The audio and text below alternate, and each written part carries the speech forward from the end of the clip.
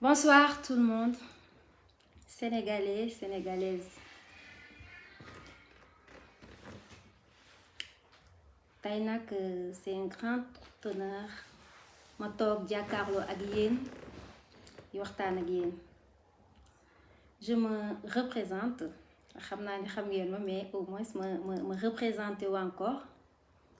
Je m'appelle Coumba Diallo, plus connue sous le nom de Queen Biz, artiste chanteuse. Tey nag c'est un grand jour pour moi parce que tey dama ñëw pour waxtaan ak yéen ci beneen anam, beneen facette bu Queen Biz. Naam facette boobu musul jóg ci man mais tey dafa yeewuwaat. C'est le réveil de la lionne. lu nekk nag am na lu ko waral, loo gis rekk am na lu ko waral. te tey nag lu ko waral mooy man Queen, seen doom, seen rakk, seen mag, seen jigéen, juddoo Sénégal, màggee Sénégal, jàngee Sénégal, xàmmewee Sénégal. Toute ma vie fii laa ko defee, dëkk ci dëkk bi, bokk ci dëkk bi, am fi wàll lool. ma jàng nag, ma defee sama cursus scolaire yépp entre Thiès ak Dakar. J'ai fait l'école Péchiney de Lam-Lam, sama école primaire foofu la. ma am sama entrée en 6e au centre de Tivaouane 4. ma def sama secondaire collège, j'étais au CM Ogo Diop. ma amee sama bac au lycée des Parcelles Assainies, jaar université, jaar UNIS. kon tey man su ma nee ci dëkk bi laa dëkk rek yéen war maa gëm, ndax loolu moo am. tey nag yàlla dafa def musique nekk passion, ma bëggoon ko depuis ma nekk xale. mais nag jàng laa mës a jiital ndax yàlla mayoon na ma mënut ko lool. mais nee naa nul ne peut échapper à son destin. yàlla dafa newoon man Coumba Diallo Queen Biz ci musique lay jaar ba tey sama bés ñëw. je suis juriste de formation, mais ni ma duggee ci musique sax ba professionnalisé wu ci tey ba dekk Queen Biz, xam naa buñ ciy jaar day gudd, duma ci jaar, dinañ ci ñëwaat nag ci yeneen discussion, yeneen débat.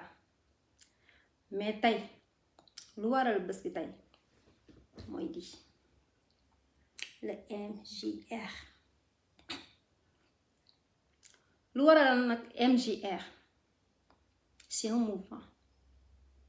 yàgg ngeen ma laaj nag la définition du MJR. c'est le mouvement des jeunes pour la rupture. Et vous allez me demander pourquoi le MJR. bi ma duggee ci musique, macha allah, yàlla may na ma ci nag, may na ma ci loolu. sama carrière bu ma gisee tey am ñu naan ndax musique bi doxul wala dara, damay ree, ndax bu doon loolu rek duma ci jóge, te mësuma ci jóg. sama musique tijjil na ma ay bunt, waaye li ci gën a neex may na ma nit ñi. tey bu ñu toogee ba ne Queen Biz c'est l'artiste la plus suivie sur Facebook, dama koy sante yàlla, ndax ñu ngi à 1,5 million. waaye damay dolli rek ne même sur Instagram on est à 1,6 million. kon loolu dama koy sante yàlla bu baax a baax a baax. nit ñooñu di ma suivre nag, la plupart des jeunes, ma taxaw def seetlu, may waxtaan ak ñoom, di leen déglu, di xool seen ay métit, di gis ñuy am benn crainte ci seen avenir di gis ñu jaaxle lool naam yàlla may na ma nag ci musique macha allah waaye ce serait très égoïste de ma part may xalaat sama bopp man kese doon naa toog nag te xalaat naan y a deux voies à suivre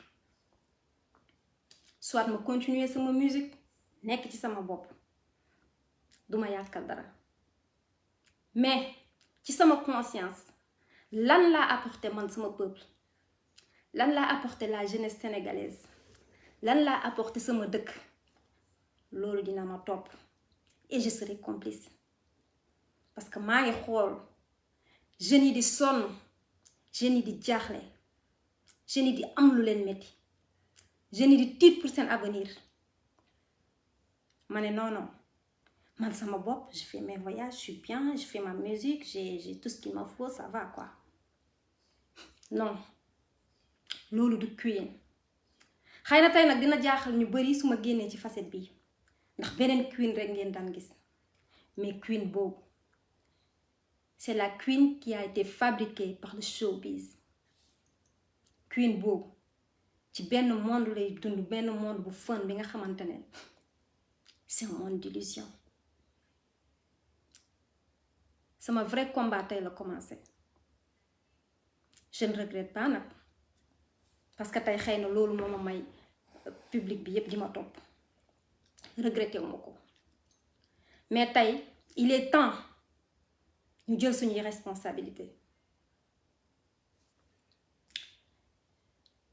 la politique c'est quoi c'est l'art de gérer la cité n'est-ce pas suñ ko deful ñeneen ñoo koy def suñu place te ñeneen ñooñu sori wuñu de ñi fi nekk seeni doom waaw ñoo ñuy jiite et nous on va accepter on va subir suñuy doom seen doom ñoo leen di jiite buñ ko doon def sax di ko teg ci yoon di def une politique saine une politique de jeunesse bi nga xamante ne jeunes yëpp dañ ci gis seen bopp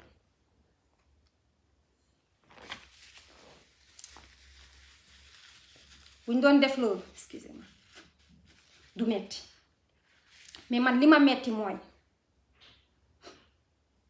la jeunesse de mon pays est en train de souffrir de moisir ndaw ñi liggéeyuñu ndaw ñi sonn nañu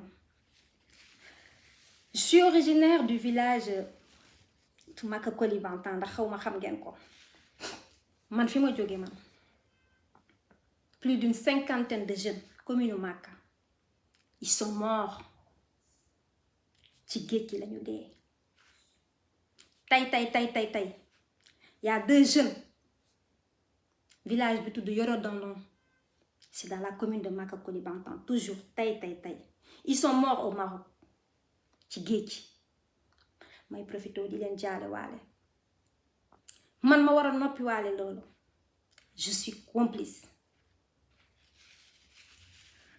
su ngeen ma ko waxee su ngeen ma ko waxul je suis complice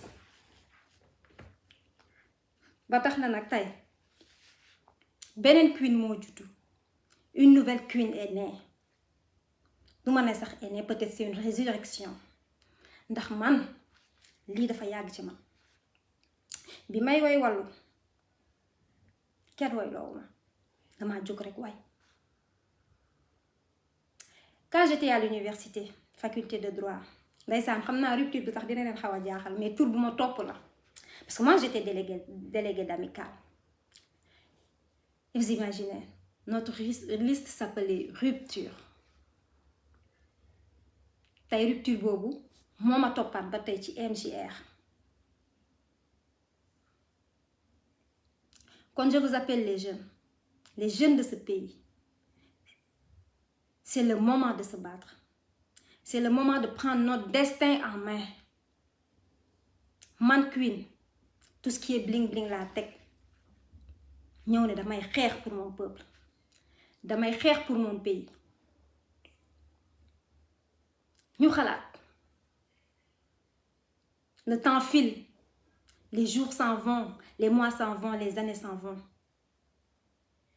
ñun nii lañuy toogee di leen seetaan ñu jël suñu réew du ko foowee jël suñu alal di ko cakkat-cakkate tey le Sénégal est très riche au moment où il y a le pétrole et le gaz ñu toog ngeen di sonn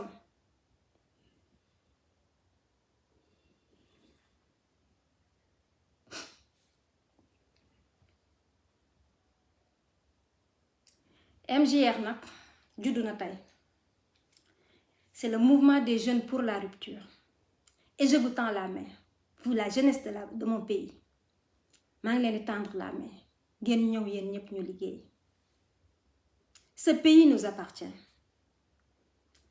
bu ngeen nangoo on va se battre ensemble et les choses vont changer man nag daw ma ci sala yaay meer gis naa ñu naan ma yaa ngi dugg dans un terrain glissant tu te jettes sur la gueule des loups ku moo neex mën nga nekk loup xanaa du màtt la ñeme naa ko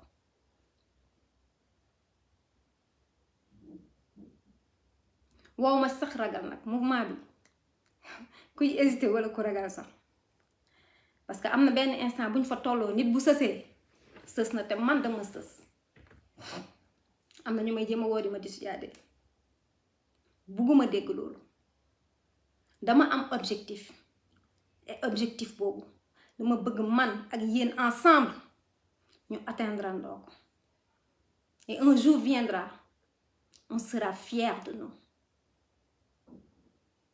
dinañ mën a di nettali suñuy doom wala suñu ay sët qu'on faisait partie des gens qui ont libéré ce peuple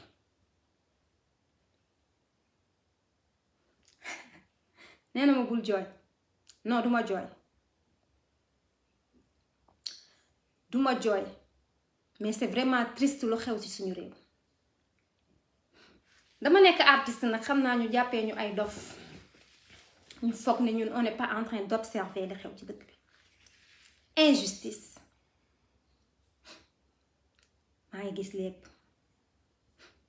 may nañ leen temps nag seetaan nañ leen et je regrette même man je pense que ni sax dama yéex a jóg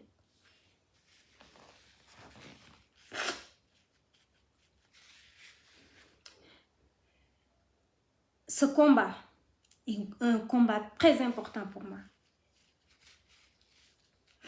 et je ne le fais pas pour moi je le fais pour nous la jeunesse sénégalaise. J'ai vu le président de la République.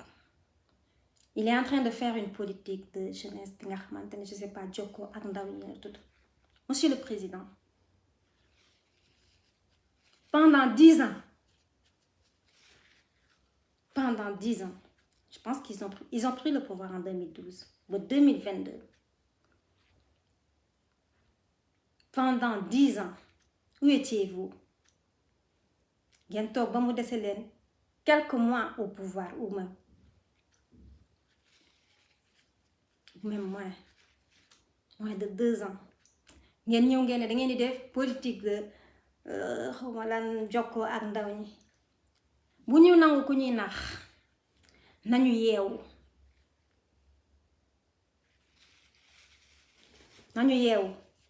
kenn dootuñu nax c'est fini on n'en a pas besoin loolu tey soxlawuñ ko nañu takk suñuy daal takk suñu ndigg xeex lu ñu moom c'est le moment où jamais ku ñemewul nag mun nga toog mais man je vous appelle ngeen ñëw ñu xeex et je vous tends la main.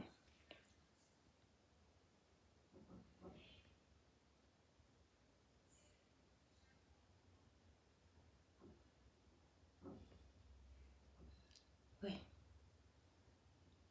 C'est des milliardaires. Leurs enfants de multimilliardaires. Sénégal dafa neex. Sénégal dafa neex. te loolu mooy jeex.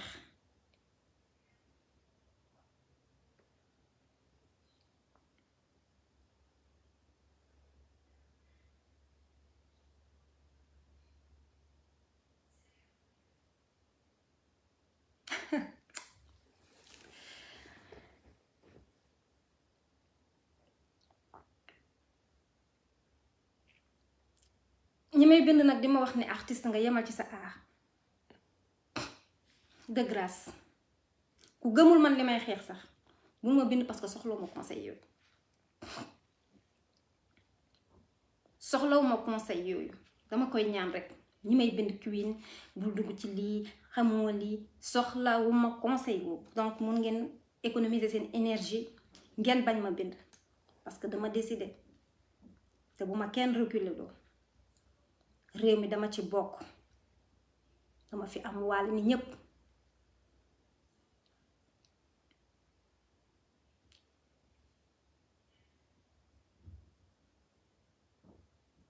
dama fi am wàll musique métier la c'est vrai mais le peuple est beaucoup plus important.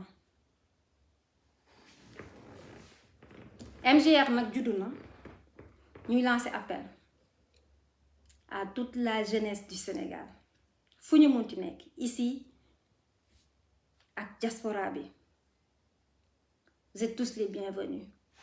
On va se battre main dans la main. Après dinaa joxe numéro bi pour ñu bëgg a adhérer.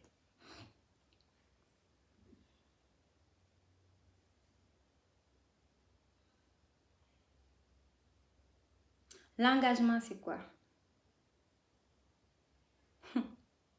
ñun bu ñu leen defalul li lan leen leen mënal. C'est révolu époque bi nga xamante ne dañuy toog nekk ci showbiz bi. Ils appellent ça le monde des immatures. ñoom dañuy toog di ñu ree ne xoolal dof yi ñun on est là di def li ñuy def di snap di TikTok c'est bien beau yeah parce que man maa ngi ci monde boobu mais à un moment donné il faut que ñu yeewu les gars réveillons-nous il est temps et c'est le moment ou jamais. C'est le moment ou jamais. Combat bi nag commencé wu ma ko bien sûr wax dëgg fa yàlla suñu jàmbaar yaa ngi fi di xeex guddi ak bëccëg mais ñun duñu nekk complice mukk di garder suñu silence. Ce serait ignoble irresponsable kon ñun suñu existence lan lay jëriñ ci àdduna bi. Qu'est-ce qu'on rapporte? TikTok? Snap? Sanjay ba rafet? Non.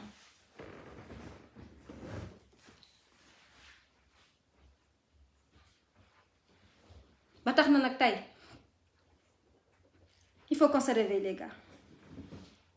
Le combat vient de commencer. Man nag je me surnomme la lionne de l'opposition. waaw.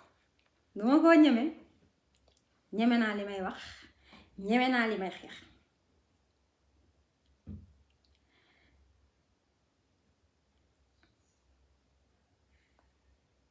te li ma leen di wax nii bis bu ngeen ñëwee ñun ñëpp ñu xeex ko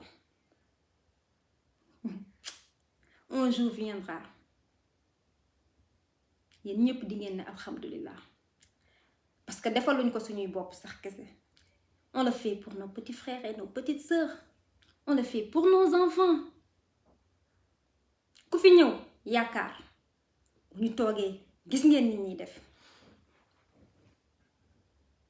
injustice bi moom waxaaleetuma ko nguuru jaay doole nguuru def lu leen neex ku leen arrangé baax na ku leen arrangé wu ñu effacé dootuñ ko nangu. C'est fini.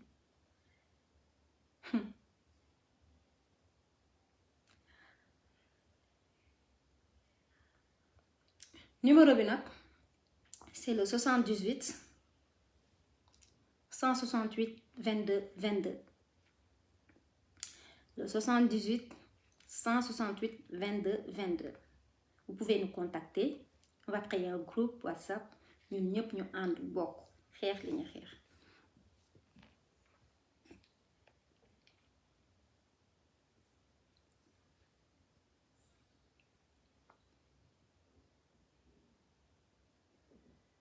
di gërëm nag sama fans club bi may commencé affaire bi quand la présidente m'a contacté dama ko yóbbante ci sama fans yi ma ne ko bis mu ne ma waaw ma ne ko boo demee neen ma sama fans yi nañ ma baal ak parce que fans aussi ñoom ils se sont organisés sur le club international et les autres fans aussi les staff et tout ma ne ko ñoom ñëpp nañ ma baal ak ndax engagement bi ma jël nii xëy na dina am ñu muy neex ak ñu mu dul neex dina am ñu far fii ñee far fee te ñoom ñëpp dañu boole bëgg Queen di xeex ndax Queen di liggéey ak Queen ma ne ko boo demee nga wax leen ñu baal ma ak mais jël naa sama décision je m'engage mais li ma tontu moo sedd sama xol mu ne ma pour le cas des fans ne t'en fais pas ñun yow lañu bëgg foo bëgg foofu lañu bëgg loo bëgg loolu lañu bëgg foo dugg foofu lañuy dugg loo def ñi ngi ci biir d'ailleurs NGR mooy ordre du jour ci biir fan club bi franchement awma seen fay ça m'a tellement fait plaisir que dama ne nag waaw loolu moom c'est une chance pour moi ils sont tous derrière moi donc kontaan naa awma seen fay Queen Club International staff Queen bis fan Queen yëpp daal franchement ñoom ñëpp ñoom ko yombalal parce que ñoom ñëpp ñi ngi ci biir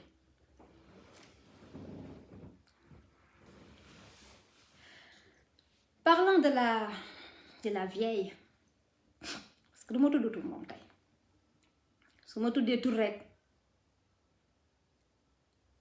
damay may buzz te man duma may buzz ce sera trop facile.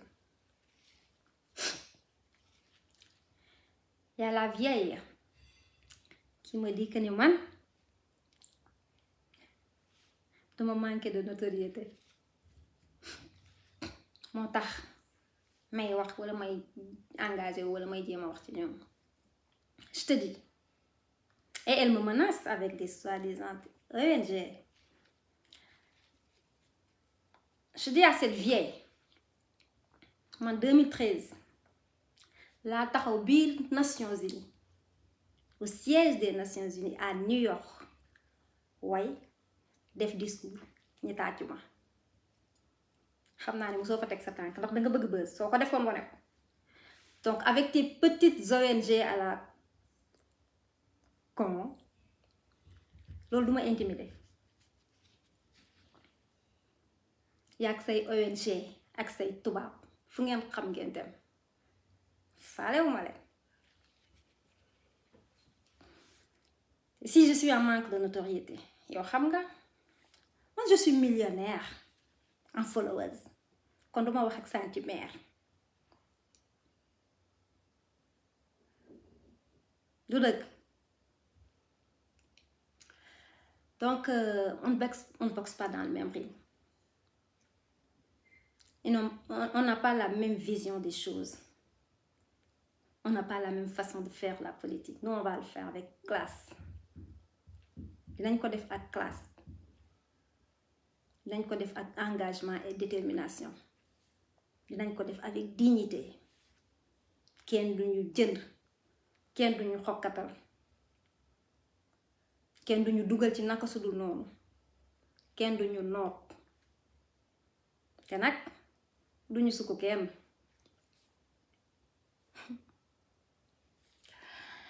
ay problème de mœurs nag duma la ci tontu problème de mœurs duma la ci tontu ndax sa yëfee ngi fi tege te duma dugg ci ay détails taxumaa jóg kenn duma détourné ci sama objectif xam nañ lépp dañ dul wax trop petite pour ça trop petite pour di ñu wax loolu donc mooy loolu benn parenthèse bu ndaw la woon rek pour ma xamal kooku tuuti boppam rek mais taxumaa jóg bu ma tudd tur nag bëgguma may kenn buzz di leen remercier yéen ñëpp franchement ñi nekk ci Facebook bi waaye Yewwi gis naa leen les patriotes maa ngi leen nuyu di leen remercier waa GP Grand Parti Yewwi Askan Wi les activistes mooy mes frères Karim le grand Tunkara gars yëpp maa ngi leen di nuyu di leen remercier franchement machallah di wax ne nag l'heure a sonné et l'heure est grave nañ ko faral di waxee le moment est venu ñu liggéey ñu fight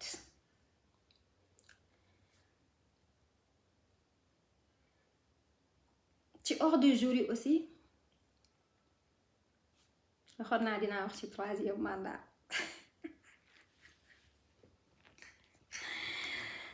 la question la plus dangereuse du Sénégal bu ñëpp ragal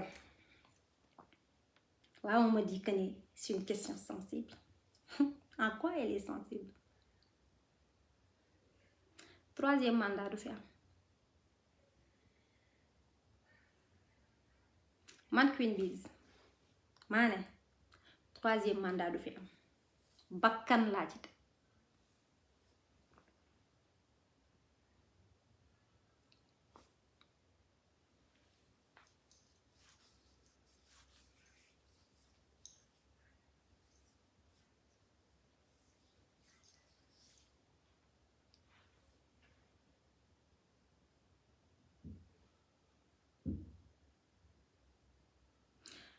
waaw ma Cocoli 20 ans je vous salue maa ngi gis seeni message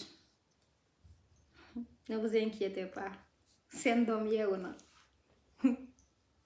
Sénégal sax laay wax seen doom yeewu na li doon nelaw ci ñun jeex na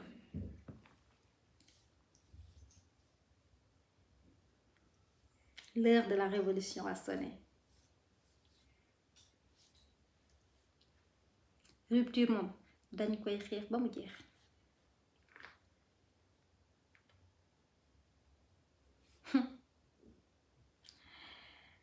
politique nag mi ngi door a am gan Queen egsi na waaw Queen egsi na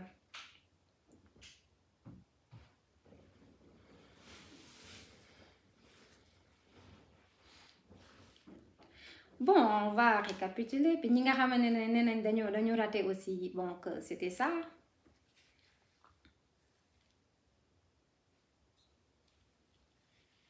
on va se battre pour le pays on va se battre pour le Sénégal on va se battre pour la jeunesse ñun bu ñu xeexalu suñu bopp ku ñu koy defal personne ne le fera à notre place personne d'autre je dis personne et ça va continuer comme ça va continuer ainsi ba ñu dem ba mag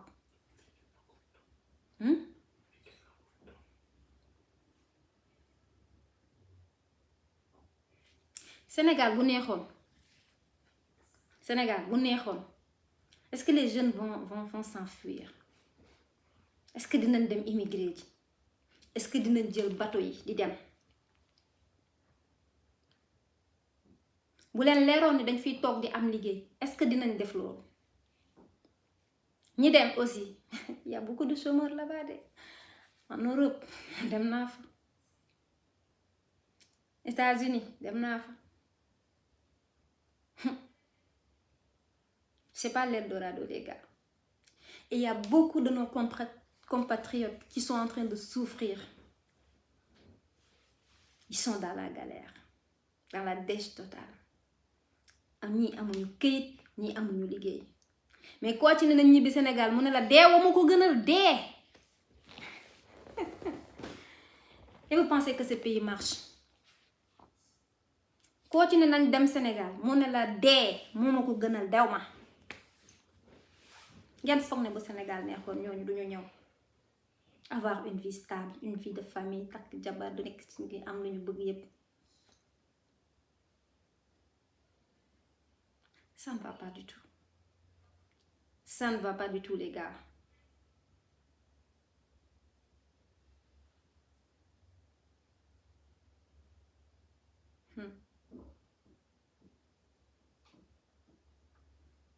ok l'idée générale c'était ça je vais essayer de répondre à certaines questions après juste ma jël ci quelque rek après bon.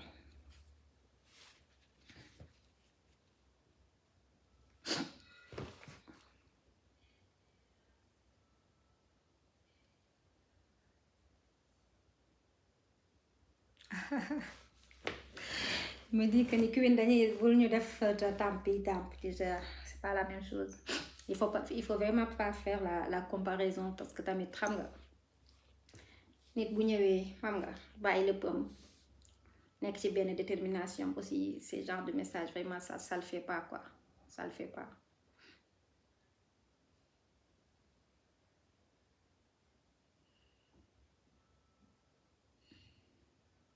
Si pourtant on peut faire de la politique bi nga xamante ne peuple bi yëpp dinañ ci gis seen bopp, jeunesse bi yëpp dinañ ci gis seen bopp, mais façon politique boobu yombul. C'est pas des politiciens yi nga xamante ne ils s'enrichissent sur le dos du peuple ñooy mën a def politique boobu, non c'est pas ça. day nekk ñi nga xamante ne seen askan moo leen yitteel, day fekk ñi nga xamante ne doomu réew mi ñoo leen yitteel. MJR nag looloo leen tax a jóg.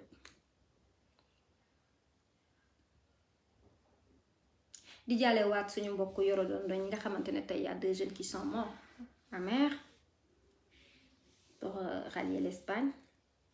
xam ngeen loolu metti na te man foofu laa jógee sama dëkk commune Maka Koulibantang nga xamante ne on a perdu une 50aine de jeunes. foofu rek laa mën a wax mais Sénégal yépp bref le message est lancé donc ñu xamee ko noonu xam ne MJR juddu na seen doom juddu na ngeen ñëw ñu jàpp ci c'est notre bijou à nous. On va se battre, on va s'opposer Inch'Allah. Merci beaucoup les gars. Donc numéro bi c'est le 78 168 22 22. Venez nombreux, on vous attend et on va se battre ensemble. Love you les gars. Bye.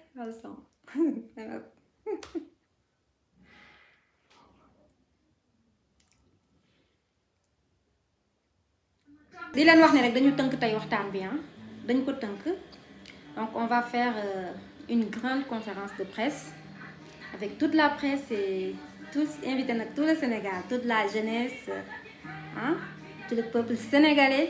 dinaa invité ñëpp ñu yaatal parce que tey xam nga ci biir live bi on peut pas tout dire, on peut pas tout déballer, mais je faisais juste une petite introduction pour vous parler du mouvement, pour wax leen nag li ñuy sumb ak li ñuy wàcc ñoo Inch'Allah dinañ ko gën a yaatal. Venez en masse, venez, moi je vous tends la main et main dans la main on va se battre ensemble. En attendant loolu yëpp di am dinañ fi dinaa woote Inch'Allah conférence de presse bu mag a mag comme ça dinañ wax lépp li ci biir. I love you so much guys, kontaan naa. Un Sénégal meilleur.